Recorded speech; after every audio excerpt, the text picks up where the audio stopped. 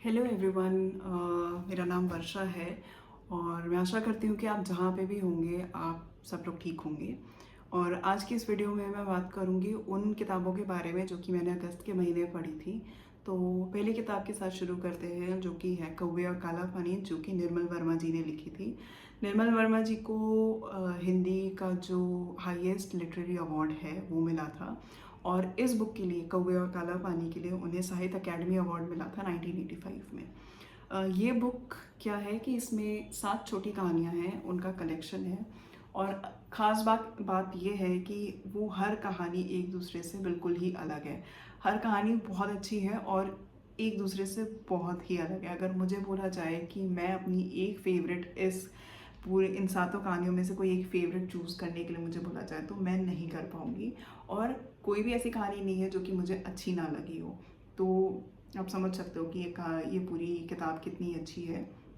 हर कहानी में कुछ ना कुछ ऐसा है, कुछ ना कुछ ऐसा है जो आपको ना ऐसा लगेगा कि या तो आपके साथ हुआ है या आपने एक्सपीरियंस किया है या आप किसी ऐसे इंसान को जानते हो जिसके साथ ये चीज़ होगी। मे बी आपके पेरेंट्स के साथ हुई होगी, मे बी आपके किसी दोस्त के साथ हुई होगी। हर एज ग्रुप की एक कहानी है इसमें, चाहे वो आपके पेरेंट्स के एज ग्रुप के हों, चाहे वो आपके एज ग्रुप के हों या किसी छोटे बच्चे के एज ग्रुप के हों। हर एज ग्रुप की कहानी है और बहुत अलग अलग है। तो मुझे काफ़ी अच्छा लगा ये पूरी बुक पढ़ने में। कोई भी जो कि हिंदी साहित्य पढ़ना पसंद करता है, मैं ये बुक हाईली रेकमेंड करूँगी। और वो लोग भी जो कि अपना हिंदी साहित्य पढ़ने में अपनी जो जर्नी है वो स्टार्ट करना चाहते हैं, उनके लिए भी ये काफ़ी अच्छी है। क्योंकि सारी कहानियाँ छोटी छोटी हैं। एक ही कहानी है कौवे और काला पानी जो कि सबसे बड़ी है और वो भी सिर्फ 40 पन्नों की है। तो बहुत ही अच्छी है सारी कहानियाँ। मैं ये बुक हाईली रेकमेंड करूँगी। राइटिंग की अगर हम बात करें तो राइटिंग बहुत अच्छी है। हर कहानी इस तरीके से लिखी गई है ना कि आपको लगेगा कि अलग अलग लोगों ने लिखी है। उसमें कुछ भी ऐसा नहीं है कि हाँ आप कह सको कि ये एक ही इंसान ने लिखी है। तो वो चीज़ भी बहुत अच्छी है। राइटिंग के मामले में एक्चुअली राइटिंग में कोई प्रॉब्लम नहीं है। प्रॉब्लम मुझे ये लगी कि क्योंकि मैं हिंदी साहित्य इतना नहीं पढ़ती हूँ तो मुझे वो जो फ्लो मेंटेन करना होता है वो उसमें मेंटेन करने में थोड़ा प्रॉब्लम हो रहा था। मेरी जो पेस होती है वो मुझे समझ नहीं आ रही थी। क्योंकि मैं ज़्यादातर इंग्लिश नॉवल पढ़ती हूँ।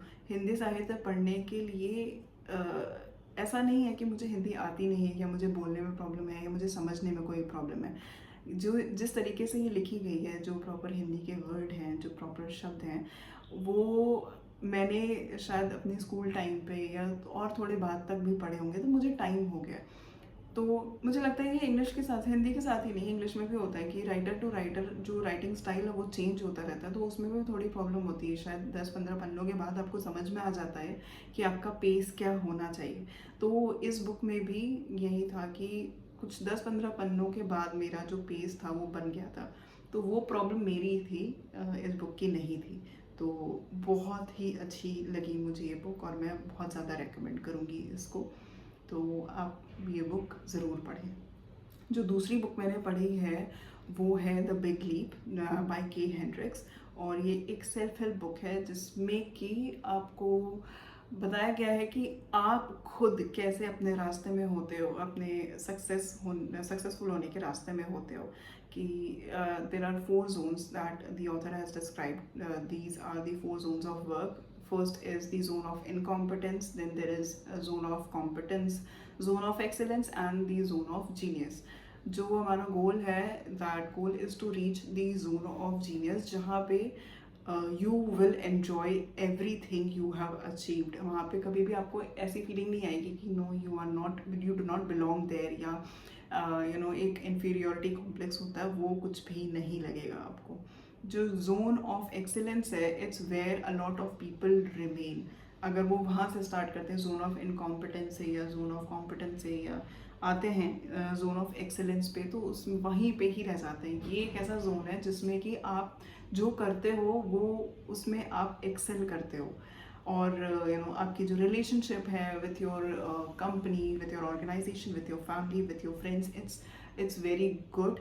बट आप इस जोन में ज़्यादा टाइम नहीं रह पाओगे, क्योंकि आप उस काम को करते जाओगे, अगर आपको कुछ नया सीखने को नहीं मिलेगा तो यू विल फील कि you do not belong there, you know. एक कंफर्ट भी आ जाता है, बट उस कंफर्ट के बियॉन्ड भी आपको, अगर आपका कॉन्शियस अलाउ नहीं करता है तो आप उसे एंजॉय नहीं कर पाओगे ज़्यादातर टाइम तक। तो वो जो फीलिंग आपको आती है, that means you are ready to move to this zone of genius. But उस जोन ऑफ जीनियस को तक पहुंचने के लिए जो प्रॉब्लम होती है, that is called the problem of upper limit. This problem is defined as the problem of upper limit by the author, जिसका मतलब ये है कि आप खुद अपने रास्ते में आते हो। आप क्योंकि इस कंफर्ट पे रह चुके हो इतने ज़्यादा टाइम कि आपका वो जो थ्रेशोल्ड है वो यहाँ तक सेट हो चुका है, और जब जैसे आप इधर मूव करते हो तो कुछ ना कुछ ऐसा होता है, मे बी इंटरनली, या वी क्रिएट द ड्रामा, जहाँ पे हमें ऐसा फील होता है कि नहीं, हमें वो सेंस ऑफ कंफर्ट या वो सेंस ऑफ जो सेफ्टी होती है, जो सिक्योरिटी होती है, वो यहीं मिलेगी, तो हम वापस यहाँ पे जाते हैं। तो ये जो पूरा गैप है, इसको कैसे हम कवर कर सकते हैं, ये क्या करना होगा हमें इसे ओवरकम करने के लिए, this whole book is about that. अगर आप हैं ऐसे जिसको ऐसा फील करते हैं कि एक तो आप, अगर आपको ऐसा लगता है कि आप जोन ऑफ एक्सेलेंस में हैं या जोन ऑफ इनकॉम्पिटेंस में हैं, incompetence is something where you know you not good at something, और बहुत सारे लोग हैं जो कि वो काम आपसे मतलब वो काम करते हैं, मे बी जो काम आप कर रहे हो वो हर कोई कर रहा है, तो you will avoid that work at all cost. Second is the zone of competence where what you are doing there are so many people जो कि आपसे बेहतर वो काम करते हैं, तो वो जोन ऑफ कॉम्पिटेंस हो गया। Then comes this zone of excellence. तो इसमें 4 वो भी बताए हैं, बैरियर्स बताए हैं, दीज आर दी 4 बैरियर्स। अगर आप इनमें से किसी एक बैरियर्स को फेस कर रहे हो तो then this book is for you. The first barrier is कि आपको ऐसा लगता है you are internally flawed, you are fundamentally flawed, तो आप डिज़र्व नहीं करते हो वो सारा जो सक्सेस है। तो अगर आप ऐसा फील करते हो कि you do not deserve it, you feel that inferiority complex, and आप हमेशा कुछ ना कुछ इंटरनली ऐसी कोई सिचुएशन बना देते हो या सोचने लगते हो जिसमें कि आपको लगता है कि नहीं, ये मेरे लिए नहीं है, तो you are feeling that barrier. Second is where you feel that you are being disloyal, और you know the feeling of abandonment.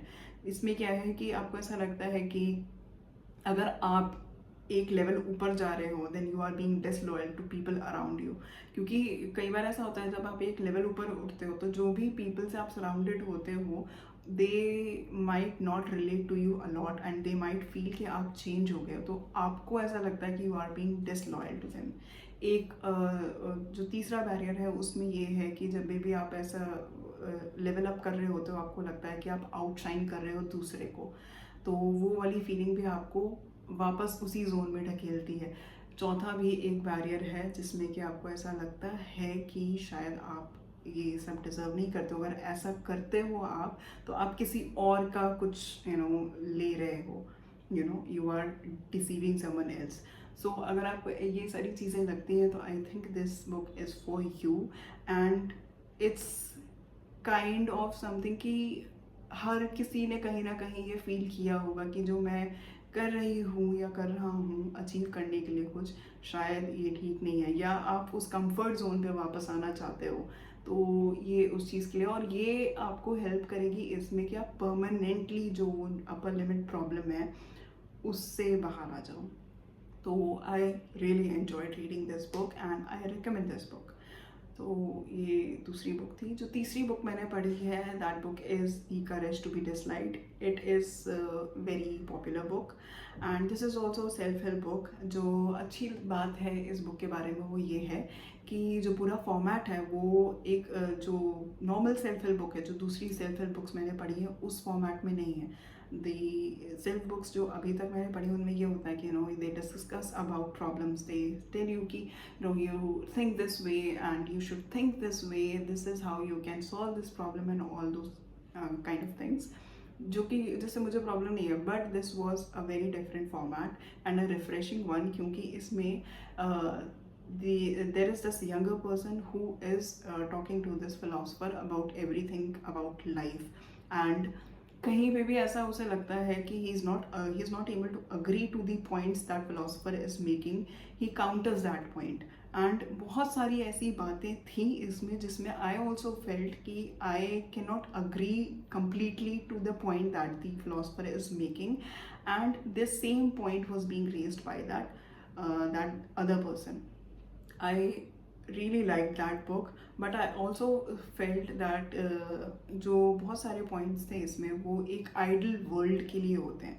For example the philosopher says कि अगर आपको कोई एक करियर आप किसी करियर में एक्सेल करना चाहते हो तो आप कर सकते हो, and it's up to the person कि वो कैसे करना चाहता है. बहुत सारे पॉइंट्स थे, it's just a simplification of what he said.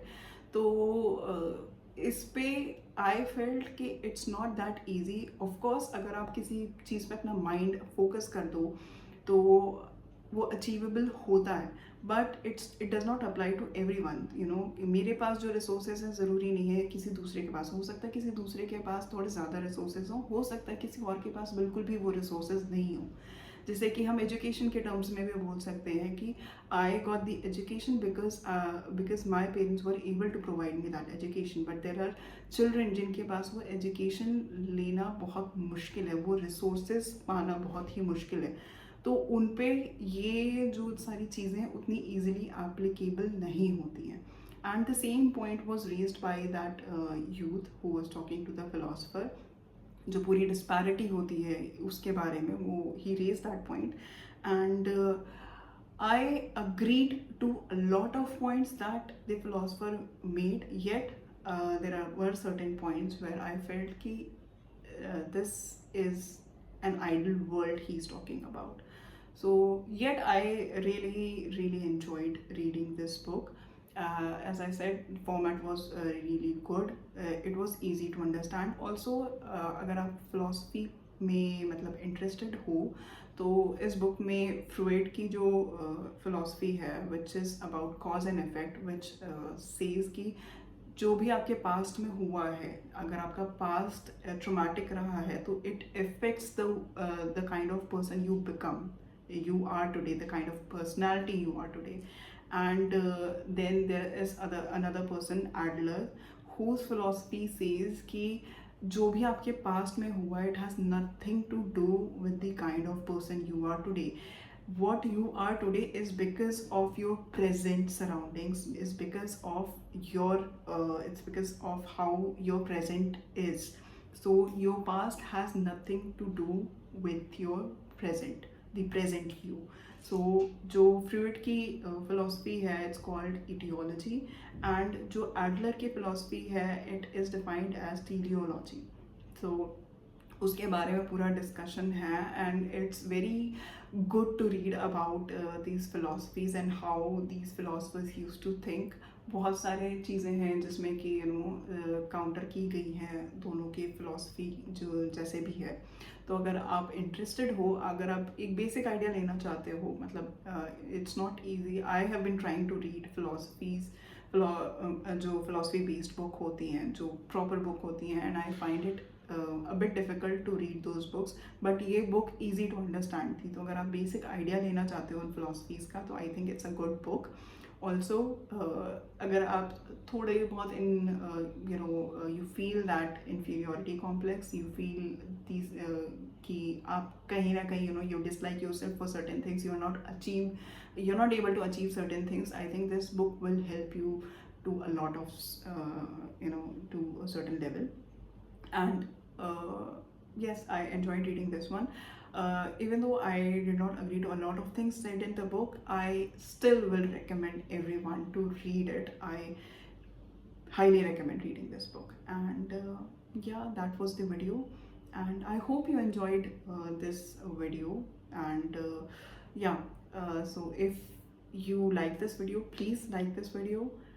Comment what you liked about it, and share it with your friends. And if you have not subscribed yet, please consider subscribing to this channel. और मैं आपसे मिलूंगी फिर अगले video में. Bye bye.